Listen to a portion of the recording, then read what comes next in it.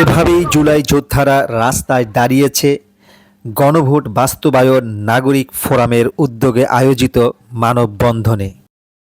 ঈদের আগে ত্রয়োদশ জাতীয় সংসদের প্রথম অধিবেশন শুরু হয় এবং কয়েকটি কার্যদিবস চললেও গণভোটের রায়ের আলোকে জুলাই সনদ বাস্তবায়নের কোনো ইতিবাচক লক্ষণ দেখা যায়নি। এমনকি সংবিধান সংস্কার পরিষদ গঠনের যে নির্ধারিত সময়সীমা ছিল সেটাও অতিবাহিত হয়। তারই প্রেক্ষাপটে ২৯শে মার্চ রোববার সংসদের মুলতবি কার্যক্রম শুরু হলে মানিক মিয়া এভিনিউতে জুলাই সনদ বাস্তবায়নের দাবিতে এবং সংবিধান সংস্কার পরিষদ গঠনের দাবিতে মানববন্ধনের আয়োজন করে গণভোট বাস্তবায়ন নাগরিক ফোরাম। মানববন্ধনে জুলাই যোদ্ধা সহ উপস্থিত ছিলেন দেশবরেণ্য লেখক, সাংবাদিক সহ সাধারণ নাগরিক। আমরা সংবিধানের কথা বলেছি। সংবিধানে অনেক কিছু আছে, যেটা নেই সেটা হচ্ছে গণ অভ্যুত্থান, যেটা নেই সেটা হচ্ছে বিপ্লব, যেটা নেই সেটা হচ্ছে প্রধানমন্ত্রী পালিয়ে যাওয়া। সেগুলি কোনোটাই তার মধ্যে লেখা নেই, কিন্তু সেগুলিকে আমরা আলিঙ্গন করেছি। কারণ আমরা জনগণ ভিন্ন বাংলাদেশ চায়, সেটা রক্ত দিয়ে তারা প্রমাণ করেছে।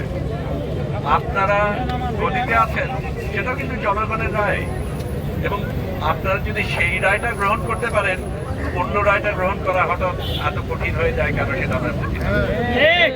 এটা নিশ্চয়ই সত্য যে যা বলা হচ্ছে তার সবকিছুর সাথে হয়তো আপনার মত না মিলতে পারে, আমার মত না মিলতে পারে। এখানে অনেকেই আছে যারা সম্পূর্ণভাবে পুরো জিনিসটাকে গ্রহণ নাও করতে পারে, কিন্তু সার্বিকভাবে রায় জনগণ দিয়েছে, এবং যেই রায় জনগণ দিয়েছে সেটাকে আমরা মানতে হবে। কারণ যদি সত্যিকার অর্থেই আপনি বিশ্বাস করেন জনগণ সবচাইতে ওপরে, সংবিধানের ওপরে, তাহলে জনগণের রায়কে উপেক্ষা করার আপনার আমার কারোই কোনো সুযোগ নেই।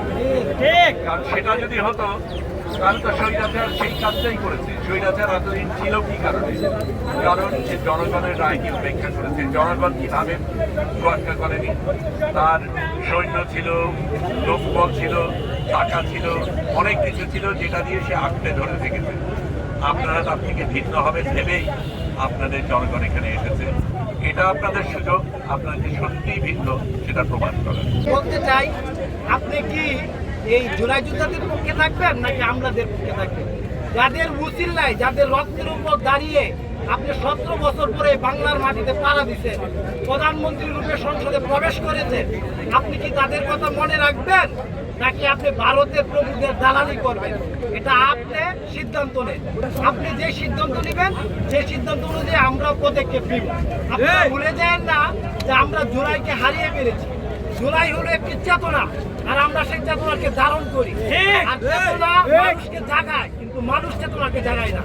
এই চেতনা যখন স্বৈরাচারী করেছিল 1971 সালে এসেছিল, 1952 সালে এসেছিল, এবারও এসেছে। ইনশাল্লাহ আপনিও তার বল পাবেন। আপনি সিদ্ধান্তের উপর নির্ভর করে আপনার ভাগ্য কোন দিকে